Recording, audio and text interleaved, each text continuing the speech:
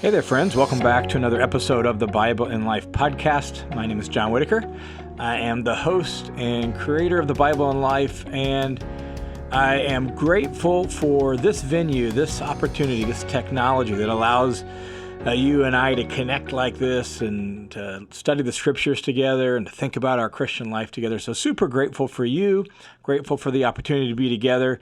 My heart, my goal here is to provide what I regularly call as blue jeans theology. And by that I mean Bible teaching that is in the language of everyday life, attempted to be set down in the context of everyday life so that you and I can follow Jesus right in the midst of our everyday life. So welcome. Super glad you're here. If you're a longtime listener, thanks for being a part of the Bible in Life family. If you're a supporter that makes this podcast and the listener's commentary possible, thanks a ton for your support.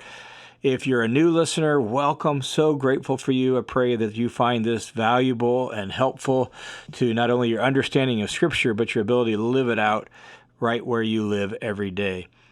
A couple weeks ago, we wrapped up a short series just offering some reflections out of the book of Titus. We didn't hit everything in the book of Titus, but just tried to give some key reflections on some of the main passages out of the book of Titus. If you want more on Titus, you can obviously go to the listener's commentary, dig into all the details of the book of Titus there. Today, I want to simply share with you a few reflections that I originally prepared for a group of pastors in Central Oregon. And as I reflected on them, I just felt like, man, not only are these things helpful to people who are serving the Lord, whether in vocational ministry, whether they're, leading a church as a lead minister or pastor, whether they're youth pastor, people like that, but people who are maybe just serving the church and leading a Bible study or really involved in their church, maybe an elder or some way serving the church, but just in life in general, I felt like these reflections would be super helpful to all of us as we just look at our life and look at what it looks like to faithfully serve Jesus. And so what I want to do is I want to pull just some highlights from these reflections I prepared for this group of pastors on 5 things I'm learning about ministry from the book of 2 Corinthians. And you could just as easily say there are 5 things I'm learning about life from 2 Corinthians. So let me just share some of these thoughts with you as we reflect together on some key lessons from the life of the Apostle Paul. 2 Corinthians, if you're not super familiar with it, is Paul's most autobiographical letter, where he talks about his life, his ministry, and we begin to get an inside look at how he thought about his life, how he thought about his ministry. He's dealing with the church at Corinth, which was a notoriously difficult church. He's had all sorts of interaction with them over the handful of months before he writes this letter, some of it very painful and difficult interactions. And he chooses to write this letter, and as he does so, he gives us an inside look, if you will, at like his kind of philosophy and spirituality of life and ministry and how he thinks about all that. Super valuable stuff for us. And again, if you want all the details on 2 Corinthians, you can check out the listener's commentary. But here are 5 things that I have been processing and thinking about after spending about a year and a half with 1 Corinthians and 2 Corinthians and studying this to put together my teachings on those 2 books for the listener's commentary. So here's 5 things I'm learning. The first thing is this, is that my integrity reflects the faithfulness of God. Or it doesn't. Like my lack of integrity fails to reflect the faithfulness of God. That Paul grounds his commitment to being a person of integrity in God's faithfulness to keeping his promises. That's really striking to me. And we see this in a very interesting little place in 2 Corinthians chapter 1. Here's what's going on in this little moment so that you understand it. Paul had originally communicated to the Corinthians that he was going to wrap things up in Ephesus. He was going to sail over to Corinth, spend some time with them, travel into Macedonia, spend some time with the churches in Macedonia up north, then come back down south, spend a little more time with the church in Corinth before sailing to the east back over to Jerusalem and some of that. So he was going to visit them 2 times. Well, things got so bad between he and the church in Corinth that he had to make an impromptu emergency visit from Ephesus to the church at Corinth, and it didn't go well. There was all sorts of conflict that happened in that moment, and Paul, in some ways, was sort of forced to leave Corinth with his tail between his legs. There had been just some really hard conversations, hadn't gone well, and Paul resolved that he wasn't going to visit them again until some members of his ministry team could go and try to reconcile the situation and work out some of the difficulties. So he changed his travel plans. Well, his opponents in Corinth used that against him to say, look, you can't even trust him. The guy's wishy-washy. He speaks out of both sides of his mouth. And that's part of the problem with Paul. So they took this little moment where Paul changed his travel plans for good reasons to challenge his integrity and to question his trustworthiness. Frankly, having done ministry long enough, that kind of stuff happens all the time. People challenge you and find all sorts of reasons to question you, sometimes things that just aren't justifiable at all. So that's the situation going on here in this moment. And here's what Paul writes in 2 Corinthians chapter 1 about that. So this is about his travel plans, down to earth, mundane, itinerary stuff, but it's grounded in the faithfulness of God. Look what he says. In this confidence, I intended at first to come to you so that you might twice receive a blessing. That is, I was going to pass your way into Macedonia and then back from Macedonia to come back to you and be helped by you on my way to Judea, Judea being where Jerusalem is. And therefore, he says, was I vacillating when I intended to do this? Or what I decide, do I decide according to the flesh, like in mere human ways, so that with me there will be yes, yes, and no, no, like I speak out of both sides of my mouth, just like ordinary people do who are untrustworthy, mere human ways of operating? Is that the way it is with me, Paul says? And then he says this, but just as God is faithful, our word to you isn't yes and no. For the Son of God, Jesus Christ, who was preached among you by us, by myself and Silvanus and Timothy, he was not yes and no, but has been yes in him. For as many as the promises of God are, in Jesus they are yes. So Paul, in trying to deal with the situation and give him some perspective, he'll go on after the part I just read and explain why is it that he changed his travel plans, and he'll say what I noted is that he was like, no, I resolved that I wasn't going to come to you again and have another harsh, painful, difficult visit like that. We needed to work some things out before I came. But in this moment, when he's talking about the accusation that he's wishy-washy, he vacillates, he's untrustworthy, he says, look at the faithfulness of God. Look at the faithfulness of God in Jesus. Look at God's promises. Guess what?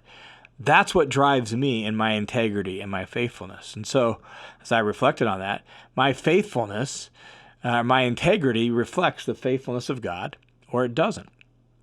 Another thing I'm learning about life and ministry from the Apostle Paul in 2 Corinthians is embodying the cross is just as important as preaching the cross. That when you listen to what Paul says, for him, he preaches the cross, and he resolved to know nothing among them but Christ crucified. But again, one of the accusations by his opponents is, look at the Apostle Paul. I mean, he claims to be an apostle of Jesus, and yet he's so lowly, and he's so beat down, and he's seemingly so weak and so unimpressive. Why is that? Well, for Paul, it's like, why is that? It's because I don't just preach the cross, I embody the cross. So listen to these words in 2 Corinthians chapter 4, verses 5 and following. Again, we could read several, but let me just read this as an example. He says, for we don't preach ourselves, but Christ Jesus is Lord. So we're not trying to promote ourselves, proclaim ourselves, make you fall in love with ourselves. We're preaching Jesus is Lord and want you to submit to him. And we ourselves, well, we're just your servants for the sake of Jesus. And then he says a little bit about how the gospel is connected to the glory of God in the face of Christ, right? And so God shone in our hearts the light of the knowledge of the glory of God in the face of Christ. And then he says this, verse 7, 2 Corinthians 4, 7 and following. But we have this treasure of God's glory in the face of Christ. We have it in earthen vessels, referring to his physicality, and also just kind of when he says earthen vessels, just meaning the fragility and unimpressiveness, the everydayness, if you will, of his life. We have this treasure of the glory of God in the face of Christ in earthen vessels, so that the surpassing greatness of the power will not be from ourselves, but from God. And then he lists off all these things. We're afflicted in every way, but we're not crushed. We're perplexed and confused, but we're not despairing. We're persecuted, but we're not forsaken. We're struck down, but we're not destroyed. Like, we keep going. We keep pressing on. Even when we don't understand what God is up to, even when we're suffering, we keep going. And then he says, always carrying around in the body the dying of Jesus, so that the life of Jesus also may be manifested in our body. Always carrying around the dying of Jesus, so that by continuing to go on and serve Jesus, even in the face of difficulty, the resurrection power and life of Jesus may be manifested in us. Paul is talking about embodying the cross, that his suffering, his confusion, his difficulty, the things that make him unimpressive, but they don't keep him from faithfulness to Jesus and faithful service to Jesus and living for Jesus. He's like, that's my form of carrying around the cross of Jesus in my life and in my body, and doing so by the power of the resurrection, so that it may point to Jesus' death, burial, and resurrection and bring glory to him. So embodying the cross is just as important as preaching the cross. Now, to be honest, in my life and my ministry, I don't always know exactly what that looks like. My world is different than Paul's. My experiences are different than Paul's. So I'm not always sure. I just know this, that if my way of life and my way of serving Jesus is full of self-serving, self-interest, self-protection, self-promotion, selfish ambition, then somehow I'm doing it wrong. If I am embodying the cross, then there's going to be pouring myself out rather than serving myself. If I am embodying the cross, there's going to be rejecting society's metrics of success, status, and popularity that are so common in our culture.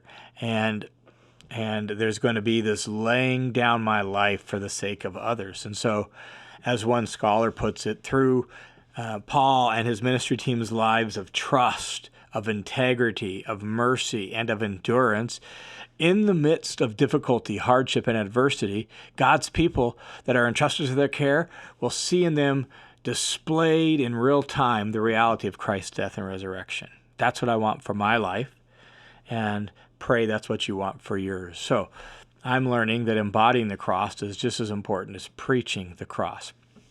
Third thing I'm learning from the Apostle Paul in 2 Corinthians is being faithful in my weaknesses means celebrating my weaknesses.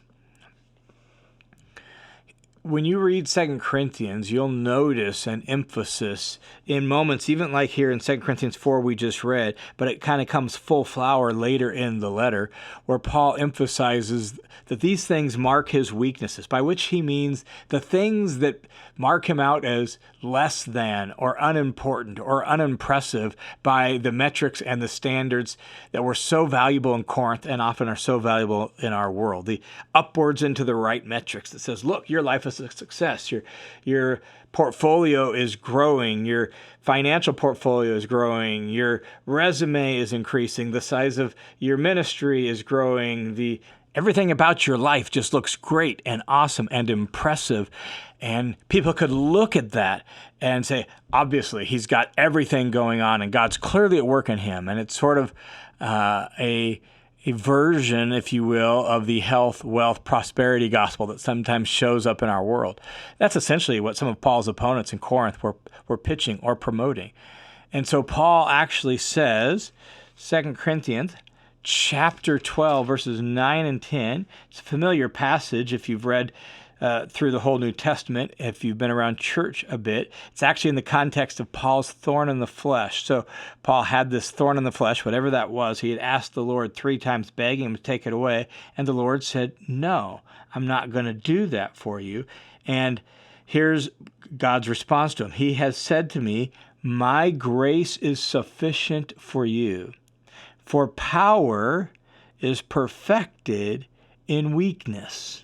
Power is perfected in the things where we struggle, where we're weak, where our life is actually going the wrong direction, where hardship and difficulty has come our way. Power is perfected in those moments, God said to Paul. And so Paul reflects on that and says, most gladly, therefore, I will rather boast. That word boast there is the idea of celebrate. It's proudly rejoicing. It's what you do if your team wins the World Series or the Super Bowl or the NBA championship. It's what you do when something incredibly great happens in your life and you're all excited and you got to call your friends, text all your friends, and share the news, right? That's the idea. I'm gonna proudly rejoice and celebrate about my weaknesses, so that the power of Christ can dwell upon me, so that the power of Christ can rest upon me.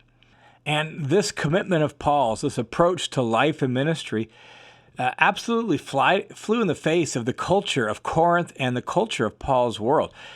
And it does so in our world as well. Let me just list off some of these character traits of the culture of Corinth. These are kind of adapted from an article by Scott Hafeman called A Call to Pastoral Suffering. And he notes that the culture of Corinth was marked by self-sufficiency. Like, you pull yourself up by your bootstraps and show that you're strong enough and solid enough.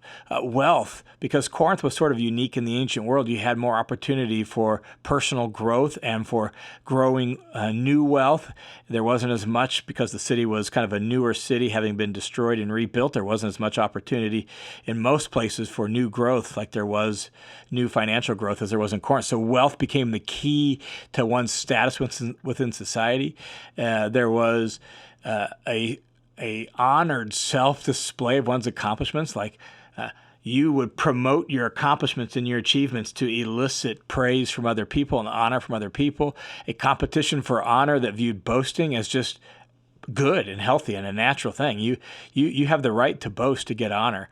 And a pride in where you live, which part of town you lived in, as a reflection of one's status and importance. Now, as you listen to those character traits of Corinth, my guess is you recognize, man, those have not changed a whole lot from the days of Corinth till today. And Paul says, I'm not going to boast in those things. I'm going to boast in my weakness, because in that Christ's power has the capacity to work in me and rest in me and be displayed through me and in ways it wouldn't otherwise. And so what that means for you and for me is that being faithful in our weaknesses means celebrating our weaknesses. We all have things where we fall short or we don't measure up. We look at other people and we compare our life with them and we realize, man, I have so far to go. Or, the highlight reel of my life doesn't even catch the low light reel of their life.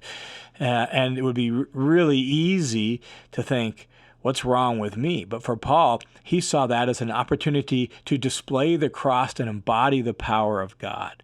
And so if we want to be faithful in life and ministry, even in those things that make us less than or unimportant, we will celebrate those and proudly rejoice in them and offer them to God so that the power of Christ can rest on us. Now, there's a whole lot more I want to say about that particular point, but our time is just about up for this episode, so I'm going to cut it off there, and we'll come back and we'll touch more on this point 3, in next week's episode, and get also the last 2 things I'm learning about life and ministry from Paul in 2 Corinthians as well.